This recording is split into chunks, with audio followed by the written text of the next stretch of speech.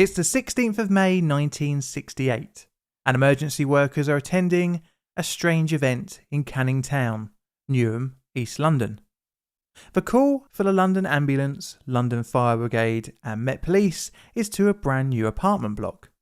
At only 3 months old, the building is not yet fully occupied. The residents here are housed by the local council, and the type of building they are in has been considered a golden bullet of social housing. The call out is to Ronan Point, and it has partially collapsed. The event would change the attitudes towards prefabricated concrete high-rises in the UK, a common sight along the city's skyline during the period known as the post-war baby boom. My name is John, and today we'll be looking at the Ronan Point disaster. Background. Our story starts 20 years before, and a problem for the post-war British society. Housing. Most cities across the country had felt the wrath of German bombing raids, with thousands of houses damaged beyond repair. Much of the inner city housing was Victorian 2-up, 2-down terraces, a hangover from the notorious slums which had filled Dickens' novels. They were at the time considered undesirable and an ineffective use of space. Now just piles of bomb-damaged rubble, many local authorities saw this as an opportunity to carve out a new and futuristic urban utopia. Many councils thought about a possible remedy.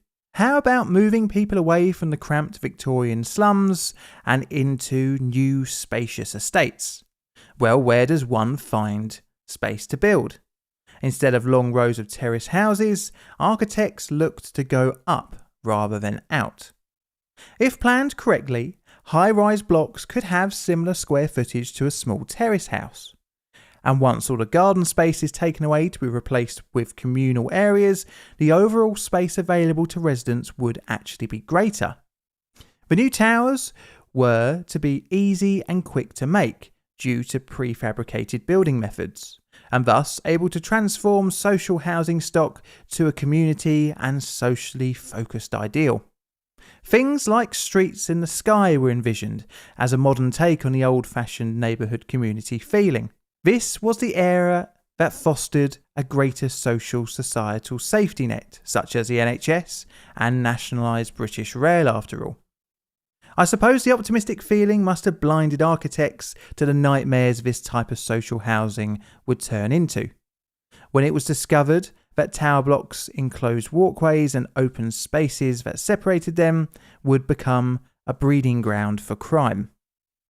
Anyways, this utilitarian design style was called brutalism and would become a hallmark of British design in the 1950s and 1960s.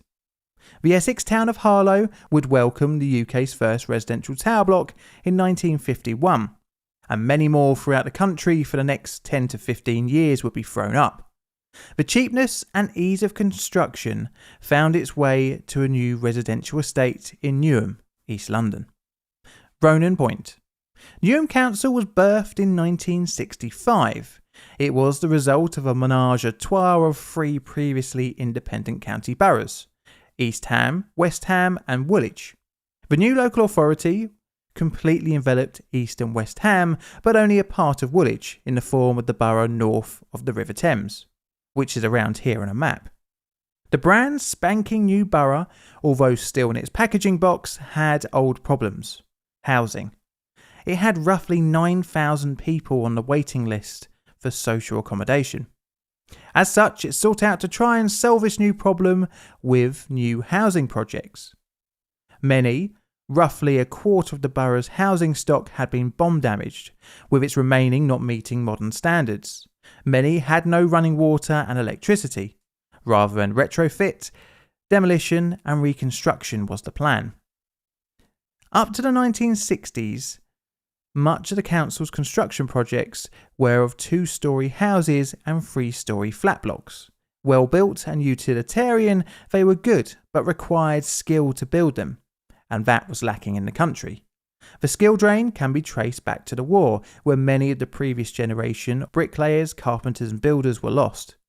Just look at post-war houses to pre-war houses. Gone were the bay windows and ornate woodwork. For example, my house is a pre-war construction. A new, radical and easy to build method was required. The problem wasn't unique and, as we saw earlier, had been apparently solved with the implementation of high-rise buildings. The council's architects looked at two prefabricated concrete building systems, one by French engineer Raymond Camus and another by Danish civil engineering company Larsen & Nielsen. Both systems made use of off-site prefabricated concrete panels to be slotted in together, much like a store-bought garden storage cabinet. This was called large panel system building. Out of the two methods, the Larsen & Nielsen system made use of the least amount of skilled labour. To use the system for the new development, the council had to work with the UK licence holder, Taylor, Woodrow and Anglian Limited. Now there was actually a financial benefit to building as tall blocks as possible.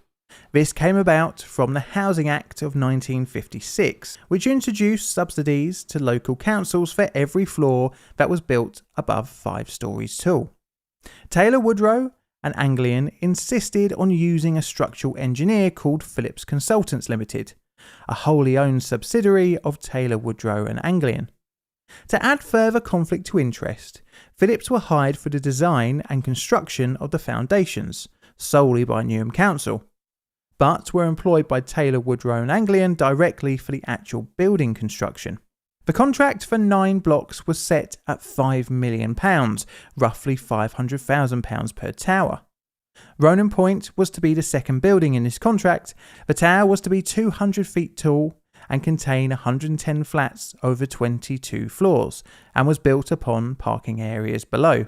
Each flat had a number of mod cons, including underfloor heating, gas, running water and electricity. The structure relies on load-bearing concrete panels. These consist of spine walls that make the main corridor. In addition to these, a number of cross walls at right angles to them and the flank walls that form the end faces of the tower block. The jointing between panels and floors is fundamental to the integrity of the structure. Each load-bearing wall is 8 feet high, roughly 1 story high, 9 feet wide and between 6 and 7 inches thick, and are factory made of solid concrete. The floors are built of precast concrete slabs, each, except for the corridor floors, about 13 to 15 feet long. They are also 9 feet wide and around 7 inches thick. Unlike the walls, these are reinforced and are lightened by a number of circular cores. To keep the whole structure together, a number of types of joints were employed. Vertical joints between the adjoining walls use overlapping U-shaped steel rods, which a vertical steel rod is threaded. The whole joint is then concreted in situ. The horizontal joints between floor slabs, the space between adjoining slabs, is filled with in situ concrete, into which a short steel rod is placed over the supports. The horizontal joints in the load-bearing walls at floor level have nibs projecting from their ends that rest upon the shelf near the top of the wall panels, and the space between the ends of the opposing floor slabs is also filled with in situ concrete. Metal tie plates are at intervals along these joints to help tie the floor slabs to the lower wall panels. When done correctly, all these joints should ensure a strong and stable building. It would take Taylor, Woodrow and Anglian roughly 2 years from start to final handover to complete Ronan Point.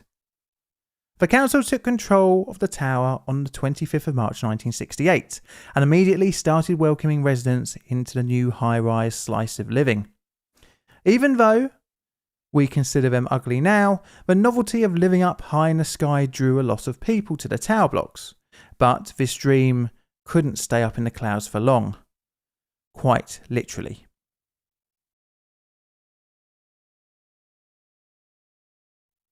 The disaster. It is 5:45 a.m. on the 16th of May 1968. Ronan Point has only been open to residents for roughly 2 months, and the occupant of corner flat 90 on the 18th floor has got up to put on her slippers and dressing gown and went into the kitchen to start filling her kettle to make a cup of tea. The resident of the flat is Ivy Hodge. She lit a match to light her stove. The spark ignited a gas explosion. Hodge was blown across the room. In a later statement, she would recall, "I do not remember any more until I was on the floor, looking at flames on the ceiling." The explosion blew out Flat 90's flanking walls, which was supporting the weight of the floors above it. This resulted in a progressive collapse of the southeast wing of Ronan Point. 4 were killed instantly in the collapse. Luckily, due to the time of day that the explosion happened, most residents were still in their bedrooms. And, as the southeast corner consisted mainly of living rooms, most were safely asleep away from the danger zone. Also, in a stroke of luck, 3 of the 4 flats immediately above Hodges were unoccupied, further reducing casualties. On the night of the explosion, there were 260 people inside the building, and on top of the deaths, 17 were injured. Residents were evacuated and the block was closed to the public. Many of the inhabitants were rehomed in another tower block about half a mile away. But how did this new block of flats fail so catastrophically, especially from a gas explosion, which could always be a possibility? Due to the numbers of other buildings constructed in a similar way, the UK government understandably wanted to discover how Ronan Point could have failed. They commissioned an inquiry led by Hugh Griffiths QC. Well, they would find some worrying shortcuts made during Ronan Point's design and construction. The cause. The investigation initially looked at naturally what caused the explosion. It was discovered that Hodge had, upon moving in, bought a new stove with her. This gas appliance was installed by a friend as a favour. The investigation found that the installation was acceptable, although eventually a nut used to connect the gas line to the oven had failed and thus caused the explosion. But the main issue was, how did Ronan Point not survive the explosion? Even the investigation stated this. The explosion was not of exceptional violence. The pressure produced were in the order of 3 to 12 pounds per square inch. This is within the normal range of domestic gas explosions. The root cause had to be in Ronan Point's construction.